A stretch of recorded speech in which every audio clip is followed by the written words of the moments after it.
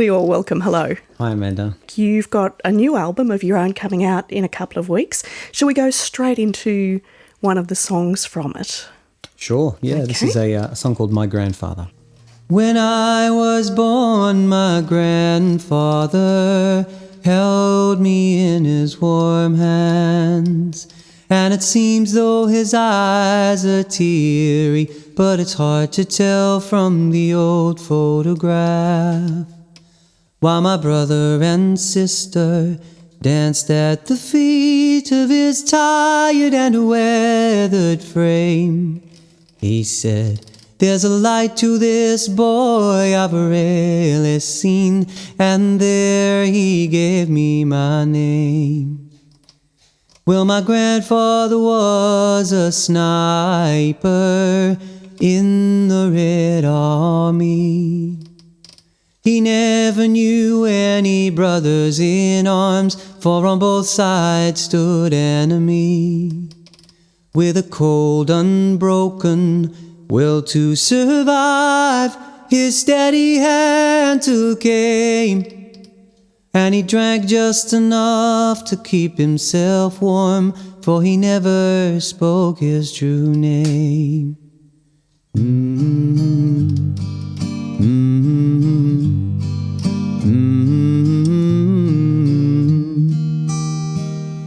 When I was a boy, the summers were ours. He would take me down to the sea. He'd stand on the water's edge and watch me go crazy as the gentle waves rolled in. Looking back, I wonder how he must have felt watching me running so free. All the years in his life he wished he could forget. Did he look at the world through me?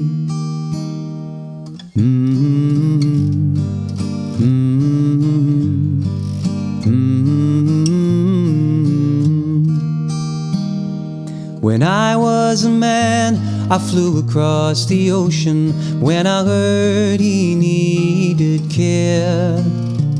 I listened as he spoke of his turbulent life from his ordinary chair.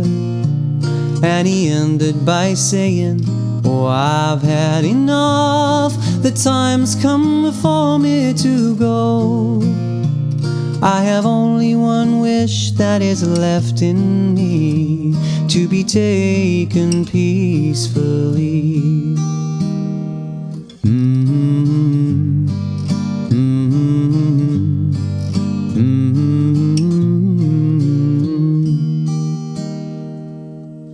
Just before I was due to marry, I heard he could not walk anymore. It was then he gave up fight. I had said goodbye almost 1 year before. And I'll never forget something he told me. "Yes, it's a cruel world, but you must live without fear." Well, I sure do miss my grandfather. He's the reason why I'm here.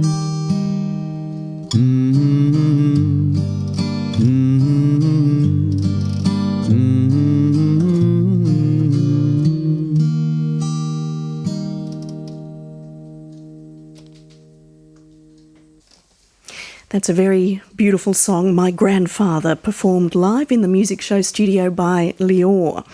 So your name means light. Yeah, it means my light. It's a combination of two Hebrew words, li, my, and or, light. Beautiful. Well, tell us more about the story behind that song, Lior, about your grandfather. It's a biographical song. All of it's true. And he was obviously a very influential person in my life. And I wanted to write a song about him for years and tell the story of, I suppose, my relationship with him. And I had that, sort of melody floating around for a long time, almost like a sea shanty, and just couldn't sort of find the right lyric. And, I just sat on that melody for probably 2 years and just, kept coming back going, no, I just don't know. And sort of, in a burst of inspiration, those words came out. Just, I chronologically, I guess, detailing little snapshots of my life with him. Well, it's a very pared back song, that one, compared to having a symphony orchestra as your backing band. Now, you were working on the songs for this new solo album, of which My Grandfather is one, at the same time that you were creating the Compassion songs. What was the spillover? You know, how has working with Nigel Westlake and orchestra influenced the solo stuff? Look, it was wonderful because I feel that it satisfied the sort of two sides of my musicality. One is the, you know, more your traditional songwriter or troubadour, if you like, but I also, you know, I love, you know, challenging myself vocally and drawing upon the sort of Eastern vocal stylings and inflections from you know, my heritage, I guess, and that doesn't always get an outlet for in songs where, you know, the lyric is first and foremost, you know, in my songs, I think.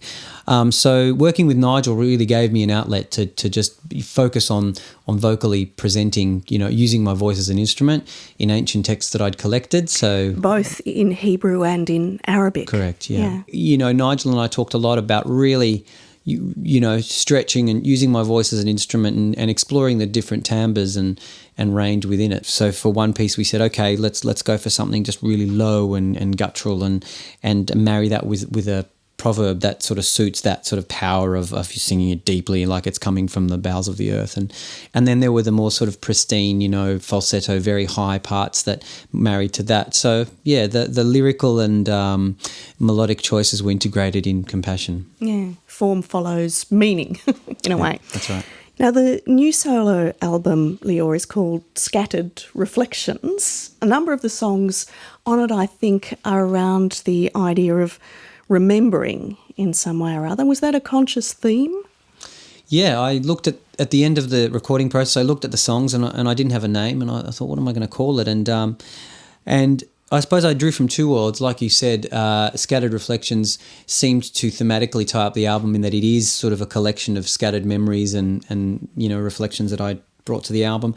But it also for me had another meaning because a lot of the album, at least half of it, was written whilst travelling. And, you know, I was inspired by that contradiction in feeling of travel where you get this this immense feeling of insignificance, but also you also have these moments of this incredible connectedness and universality and a shared humanity. And so I thought Scattered Reflections, you know, also for me symbolised, you know, the fact that we're in some way all reflections of each other scattered around the globe. And yeah, so it holds a dual meaning for me that I like. I'm wondering how you reflect these days on your own background and identity as an Israeli Australian, particularly combined with what you were doing with the Compassion Project, where you do sing in Hebrew and in Arabic. How does that all sort of sit around in your head these days? Yeah, look, traditionally with my own songs, I only saw it as a subtle infusion. I mean, I had songs like Bedouin Song that I know Radio National played, and that was more an obvious sort of integration of my heritage and that style of singing, and even thematically speaking about some time, you know, I spent with the Bedouin people. But, you know, I would say that would only kind of creep in here and there. I didn't want to make, you know, for me, songwriting is a diary, you know, of my life, and it's not about, you know, taking that and wanting to just express that. It's just one element. And that was the reason in going to Compassion, is really exploring that, both lyrically, musically, vocally. Lior, it's a huge pleasure to have you join us here on RN in the Music Show. Will you play another song from the album for us? Yeah, sure. This is called A Lift in the Morning Fog.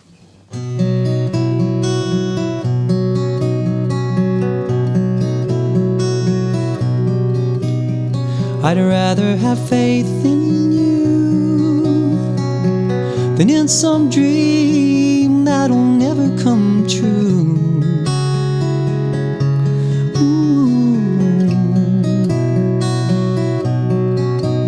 Yes, I'd rather believe in flesh and blood, something I can see, something I can touch, and the spirit rises up. I lift in the morning fog, sometimes the glare is too bright, and maybe you're my savior after all.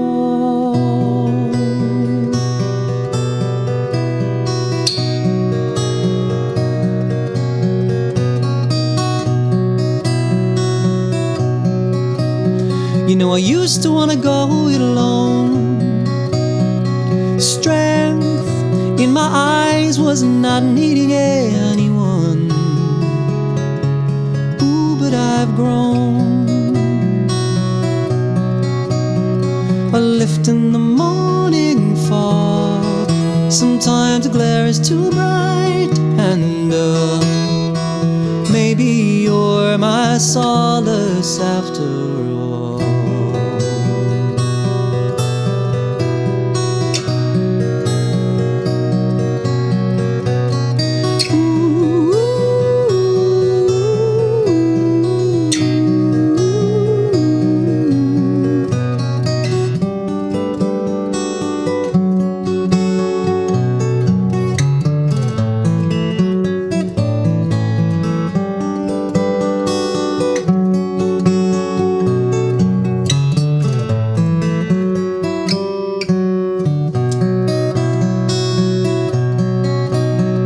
Yes, love is a river, and you just got to let it flow. Even though you'll go through places you never dreamed you would go.